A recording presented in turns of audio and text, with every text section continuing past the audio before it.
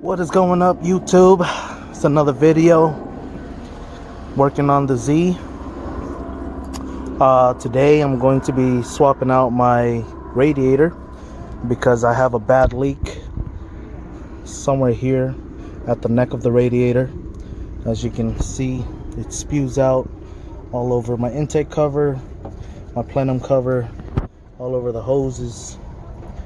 So first thing I did was wait until it cools down, undo the cap, unlock these two right here. If you guys don't know what this is, it's basically this. It sits in here and then you twist it to lock it. I have it kind of pushed up already, but you just twist it and then kind of just pry it like this on both sides. And what I'm doing right now is just flushing it out.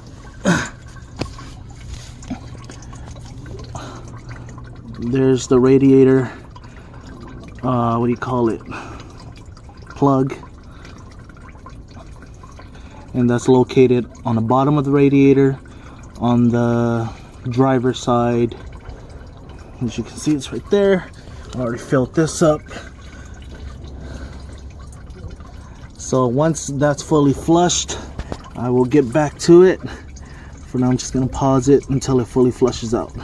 See you guys in a bit. So while it's still draining a little bit, what you can do is, there's two plugs right here also.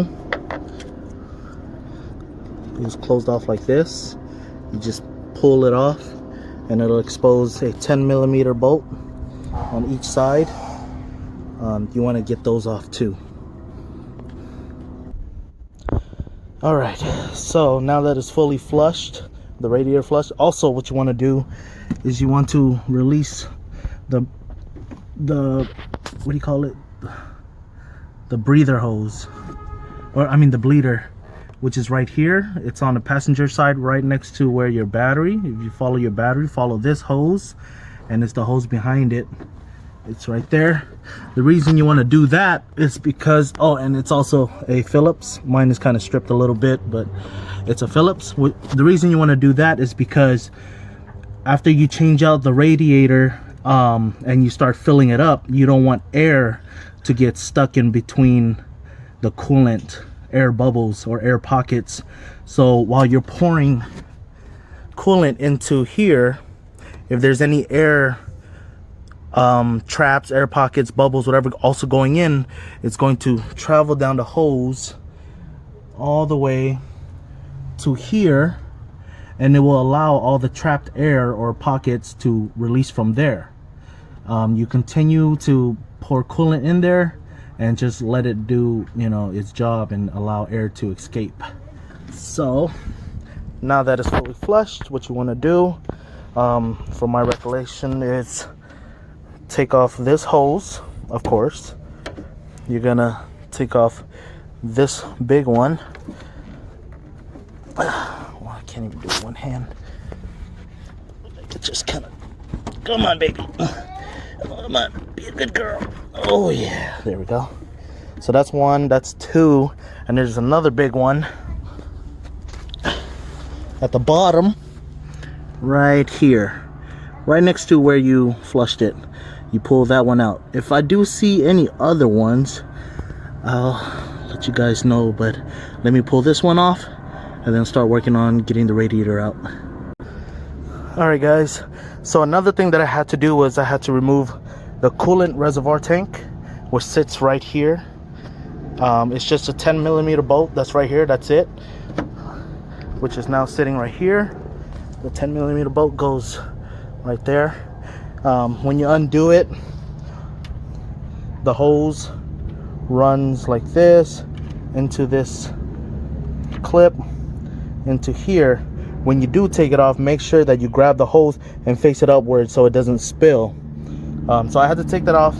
I had to take my intake box off just to give it more room.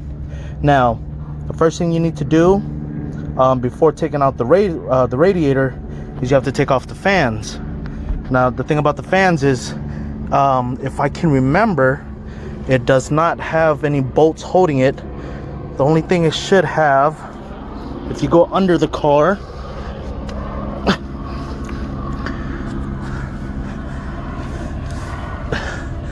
is this. So this is a part of the fan, and this is a part of the radiator support on both sides.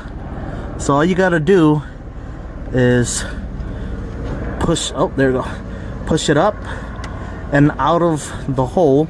So up and just kind of scoot it like that. Ah shit, let me do it with two hands real quick. There we go. So now it's out of the hole. That's the part that goes in the hole right here. So do that and then pull your fan out. All right, so after unclipping these, I forgot to mention, you have to unclip these. There's a clip here that goes into this hole, and all you have to do is get a plier and clamp the clip like that, and then push it and it'll come out. And this is the right here, see, you just have to clamp it with a plier or whatever you use. But after that, it just drops down. I made kind of a mess. I will be reusing this fan. There's nothing wrong with it. I'm gonna clean it up. But yeah, it drops. I should just be able to pull it right out. Boom. That will be reused on the new radiator. So now that that's out of the way, now we will see how much more room we have. Look at that. Look at all that room. The fan goes behind the radiator. Now we can pull the radiator out. And if you guys did all of the holes, the two 10mm bolts, the lock on each side, you should be able to just wiggle it out. Let me do it with two hands and I'll be right back. Another thing I forgot to mention is before you pull the radiator out, it's attached to the condenser. And if you go on the bottom of the car, you might have tried to pull the radiator out and it wouldn't come off because the condenser is holding on to it. Well, this is the radiator. If you look right here, this tab, it's a slot. That's a part of the condenser. It goes in here and it holds on. So you can't pull the radiator out until you release that. And one thing that helped me, and it might help you guys, let me get a good view, is you can see there's a space right there where I can take my plier, stick it in here and kind of wedge it. There we go. See that? So this is the condenser, this is the radiator. You want to release that. It's on one side and it's on the other side right here. This one's a little more tight. Hopefully I can do the same thing. Let's see if I can do it. I gotta see if there's even space.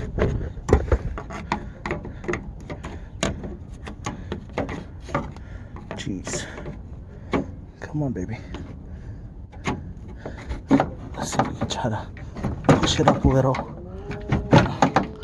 There we go. Yeah. Make sure you put some goggles on, because there's a lot of dirt that's under the car, and when these things move, it gets in your eye, and that is no fun. All right, so let me try to get this out. There we go. Beautiful. Now the radiator is completely apart from the condenser. Condenser, radiator. Slot. I can't see from. Can't really see. Sorry, guys and gals. But you saw what I did. The slots here, condensers here. And you had to just separate it. Now, if I go back to the top, oh, this is the aluminum radiator that I'm going to install. Now, it should just pull freely.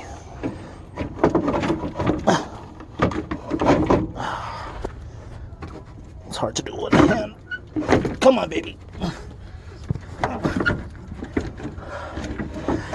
Let me do it with two hands and I'll be right back.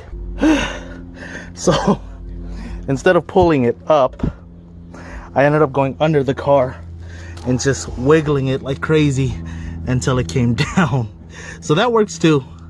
Up or down, doesn't matter. It's just so many holes and metal parts that's in the way, and you know what happens when holes get in the way. Life gets complicated. And I mean that in both ways. Alright, let me pull this out, and then all you gotta do is just work in reverse. What you did, drop in the new radiator, put all the hoses together, fill her up.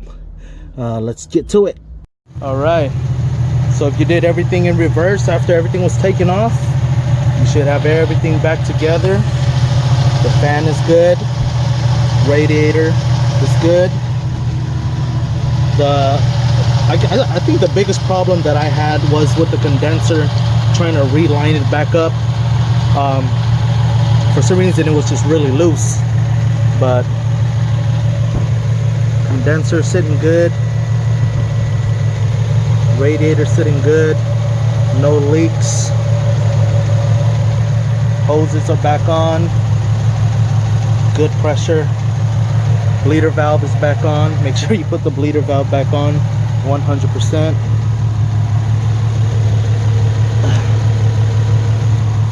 Alright, let's check the bottom.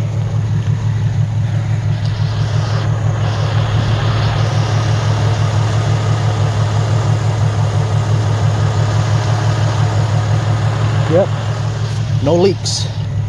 Everything is good. Coolant level is really good.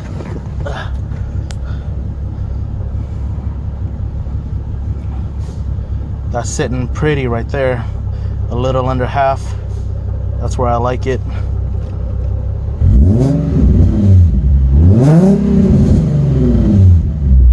There we go. No spikes, no air traps or air pockets. Everything's good. Cuckoo, choo choo.